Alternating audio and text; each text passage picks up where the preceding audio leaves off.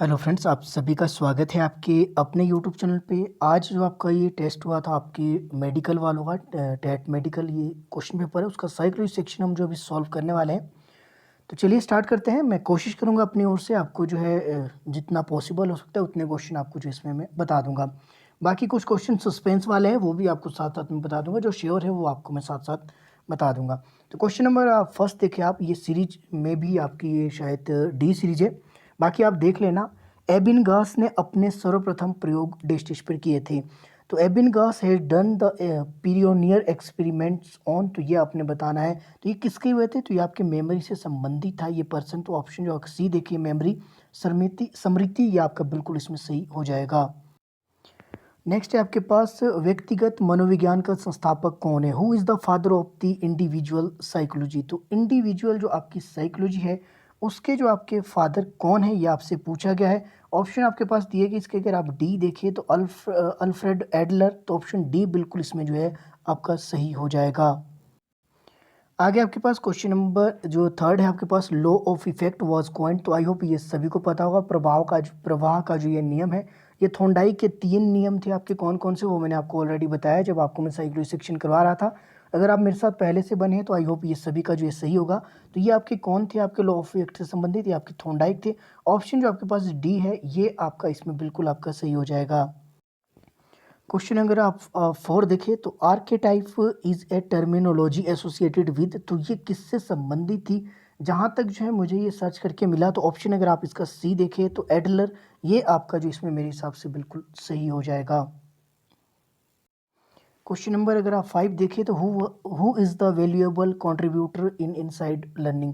तो अंतर्दृष्टि का जो ये अधिगम है, इनसाइड जो आपकी लर्निंग है, इसके जो आपके कौन थे? तो ये आपको सभी को पता होगा। तो इनसाइड जो थ्योरी भी दी थी आपकी, किसके द्वारा दी गई थी? वर्दिमल कोहलरकोफा द्वारा। ऑप्शन अगर आप डी देखें तो बिल्कुल ये सही है, ये मैंने आपको कई बार करवाया था। तो जो मेरे साथ थे उनका ये बिल्कुल सही होना चाहिए।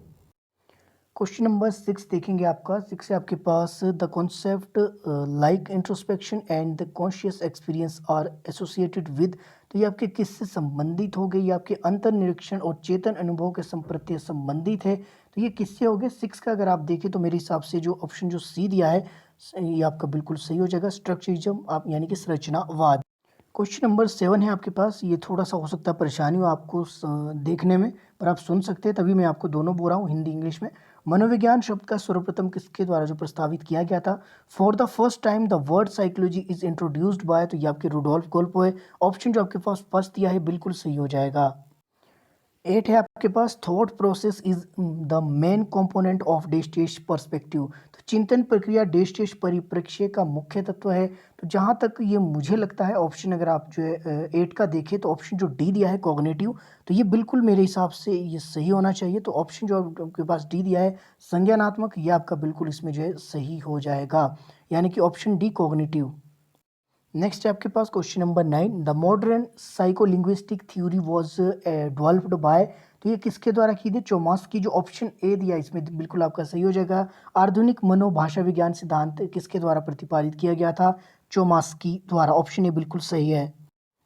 क्वेश्चन नंबर अगर हम 10 देखें तो आत्मानुभूति किसके द्वारा प्रस्तावित की गई, यानी कि self actualization is proposed by. 10th का अगर आप देखें तो इसमें जो ऑप्शन बी है आपके पास, अब्राहम मेस्लो, बिल्कुल ये आपका जो इसमें सही रहने वाला है, इसको आप लगा सकते हैं।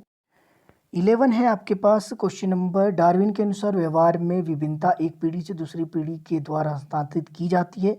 तो ये किसके द्वारा? According to Darwin the variation in the behaviour from the generation to next generation is to, तो ये आपकी होगी इनहेरियंस। तो मेरे हिसाब से जो आपकी ऑप्शन जो सी है ये बिल्कुल इसमें जो सही होना चाहिए।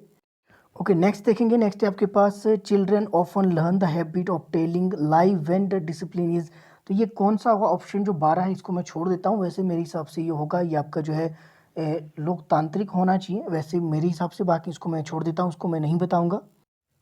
नेक्स्ट है आपके पास क्वेश्चन नंबर अगर आप 13 देखते हैं, it is a extent to which a test measure is purports to measure is, यानी किसी परीक्षण की वह सीमा जिस सीमा तक वह किसी परीक्षण को वही मापता है जिसके लिए निर्माण आपका जो है किया गया है। तो ये आपकी रिलायबिलिटी होती है। ऑप्शन अगर आप बी देखें तो मेरे हिसाब से बिल्कुल सही हो जाएगा। आगे आपके पास क्वेश्चन नंबर 14, डेस्टेश refer to the development of the individual with all his her potential, तो अगर आप क्वेश्चन नंबर 14 देखिए तो इसका जो ऑप्शन फर्स्ट दिया है सेल्फ एक्वालाइजेशन, एक्वाजिशन आपका बिल्कुल ये सही हो जाएगा, आत्म आपका यथार्थीकरण। नेक्स्ट है आपके पास क्वेश्चन नंबर 15, तो इसका थोड़ा सा ये सस्पेंस ये, तो मुझे अगर लगाना होता तो मैं तो इसका जो है इंटरेस्ट लगा सकता था, बाकी इसको भी आप छोड़ देते हैं। नेक्स्ट है आपके पास question number 17, personal bodily knowledge musical are intellectual of concern. तो ये आपके हॉवर्ड गार्डनर का जो बहुबुद्धि सिद्धांत है, तो ये इससे संबंधित है। ऑप्शन अगर आप बी देखें गार्डनर, तो इससे बिल्कुल सही हो जाएगा। नेक्स्ट है आपके पास, नेक्स्ट आपके 20 देखेंगे जो बिल्कुल श्योर है, वही आपको मैं बता रहा हूँ। Search show that the following does not contribute to teacher effectiveness. तो ये आपकी जो आपका ऑप्शन अगर आप इसमें 20 का सी देखें, ईयर्स ऑफ एक्सपीरियंस, ये आपका मेरे हिसाब से बिल्कुल सही हो जाएगा।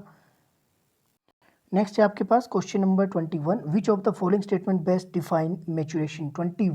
21 का अगर आप बी देखें तो ये बिल्कुल आपका सही हो जाएगा, ये आपने खुद से पढ़ लेना है।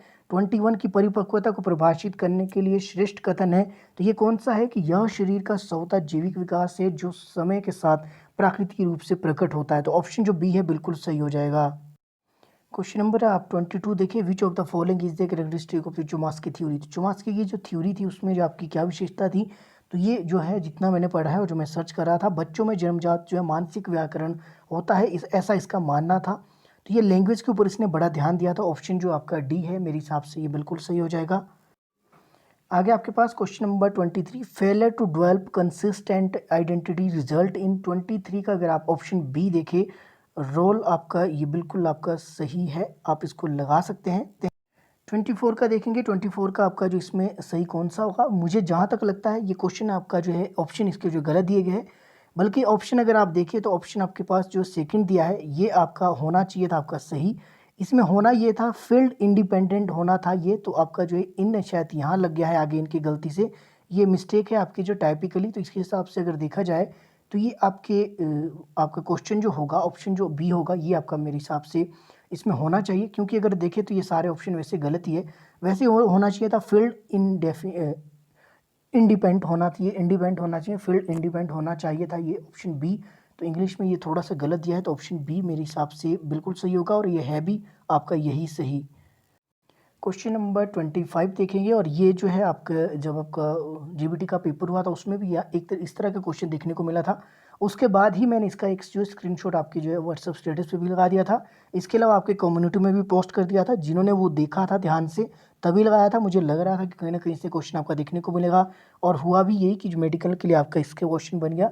25 का देखिए, अगर आप जो है इसमें क्या बोला जाए, mental retardation would have an IQ in the range of the moderate. जो मेंटल रिटार्डेशन या डिसऑर्डर है आपका, ये कितने से कितने IQ के बीच होता है, तो आपको ये मैंने बताया था। वैसे ये 40 से आपका जो है होता है ये आपके 54 तक, तो इसमें लेकिन ऐसे ऑप्शन आपके नहीं देखने को मिले। तो अगर आप ऑप्शन देखें 34 से लेकर 49 तक, तो ये आपका इसमें इस हिसाब से सही हो जाएगा। वैसे एक्यूरेट जो बोला जाए इसको 40 से लेकर 54 के बीच जो IQ होता है उसको बोला जाता है मेंटल रिटार्डेशन डिसऑर्डर, या फिर आपका जो भी आपने बोलना है। चलिए आगे आपके पास who is the famous psycholinguistic. Question number 26 का आपके डी बिल्कुल आपका राइट है, ऑप्शन डी लगा सकते हैं आप, नॉर्म्स चोमास्की। क्वेश्चन नंबर 27 है आपके पास, according to the JB Watson psychology is a science of. तो आपने बताना है according to the JB Watson psychology science of. तो ये आपकी JB Watson father of behaviourism भी कहा जाते हैं। तो जब वॉटसन का नाम आ गया है, लॉजिक आप लगा लीजिए, तो ये आपका सी आपका बिल्कुल इसमें सही रहने वाला है। क्वेश्चन नंबर 28 देखेंगे आप, the who define psychology is the scientific study of the activities of organism in the relation to its environment. 28 का जो ऑप्शन आपके पास दिया है सी वुडवर्थ, ये आपका इसमें सही है, आप इसको लगा सकते हैं। क्वेश्चन नंबर 29 देखेंगे, बाकी अपनी ओर से मैं प्रयास कर रहा हूँ कि आपके लिए एक्यूरेट ही जितने हो उतने आपको बताया जाए। बाकी बताइएगा आपको मेरा प्रयास कैसा लगा। Who define psychology is the science of immediate experience with consciousness being the main subject matter. Question number 29 का अगर आप डी देखिए विलियम वुंट, ये आपकी इससे संबंधित है, ऑप्शन डी आप लगा सकते हैं। और ये आपका क्वेश्चन नंबर 30 और ये अंतिम भी है। तो बाकी अपनी ओर से मैंने प्रयास किया, अगर आप जो है टेट की तैयारी करें इस बार नहीं अच्छा हुआ तो आप मेरे साथ बने रह सकते हैं। साइकोलॉजी के इसमें से अधिकतर ज़्यादा तो नहीं, 8 से 10 क्वेश्चन ये थे जो मैंने आपको करवाए थे। हालांकि इसमें ज़्यादा नहीं पूछे गए मेडिकल में।